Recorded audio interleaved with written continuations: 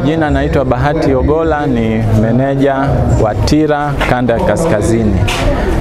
Kanda ya kaskazini inajumuisha mikoa mitatu ambayo ni Arusha, Kilimanjaro na Tanga. Nimetaja TIRA. TIRA ni mamlaka ya usimamizi wa bima Tanzania. Hii ni taasisi ya serikali ambayo iliundwa kwa mujibu wa kifungu cha 5 cha sheria ya bima sura 394 kwa ajili ya kulinda haki za walaji wa bima na kusimamia sekta ya bima. Leo tarehe 26 mwezi wa 5 2025 tumefika hapa wilayani Moshi kushiriki kwenye jukwaa hili la maendeleo ya vyama vya ushirika ambayo inafanyika hapa kwa siku 2. Tumefika hapa kuwashirikisha wenzetu hawa ambao ni vyama vya ushirika kuhusu fursa ambazo zipo kwenye sekta ya bima, ambapo wao wanaweza kachangamkia fursa kwenye maeneo makuu mawili.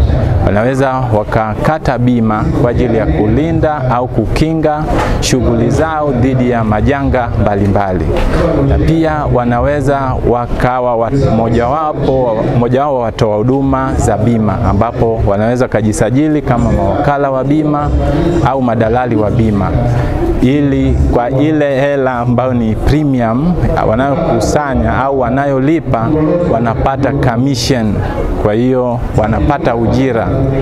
Kwa ile inakuwa na manufaa kwao kama vyama vya ushirika.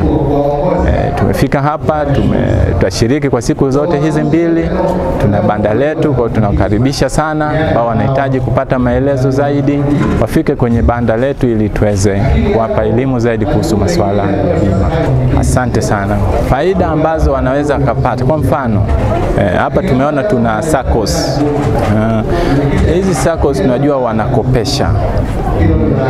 Sasa kwenye kukopesha tumezoea hali ya kawaida, mtu lazima awe na mali ambayo inatoa uhakika kwa yule anayekopesha, ambayo tunaita dhamana au collateral security.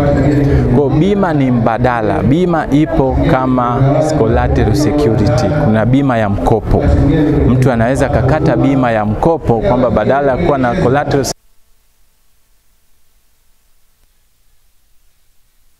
ambao utakuwa umebaki pale ambapo huyu mtu atakuwa amefariki, kitokea amefariki katikati hapo hajamalizia mkopo wake. Kwa hiyo ni faida kubwa sana kwa hawa wenzetu wa SACCOS na vyama vya ushirika. Pia tunafahamu wanajishughulisha na shughuli mbalimbali ikiwemo kilimo.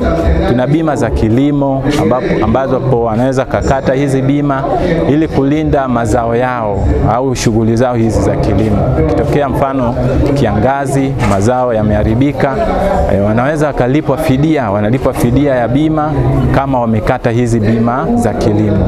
Kwa hizi ni fursa ambazo wanapaswa kuona na kuchangamkia ili kuendeleza shughuli zao zile za kila siku za maendeleo ya vyama hivi vya ushirika. Asante sana kwa swali zuri. Tunachofanya kama wasimamizi wa bima ni kwamba tunayo orodha ya kampuni za bima. Bima zipo kwenye makundi makuu mawili. Kuna bima zile za maisha na bima zisizokuwa za maisha.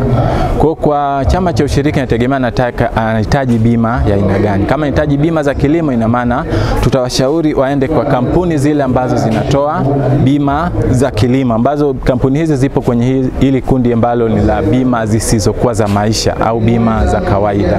Kwa hapa sio kampuni zote pia ambazo ni za bima za kawaida zinatoa bima za kilimo. Zipo kampuni kadhaa ambazo majina yao kunaweza kataja kwa uchache. Kwa mfano shirika la bima la taifa NIC inatoa bima za kilimo. Wanaweza wakachangamkia fursa hizi, kwa hiyo wakafika pale wakapata huduma hizi za bima na hatimaye wao wakapata uhakika kwamba hawatadhurika ikitokea janga kwenye shughuli zao hizi za kilimo.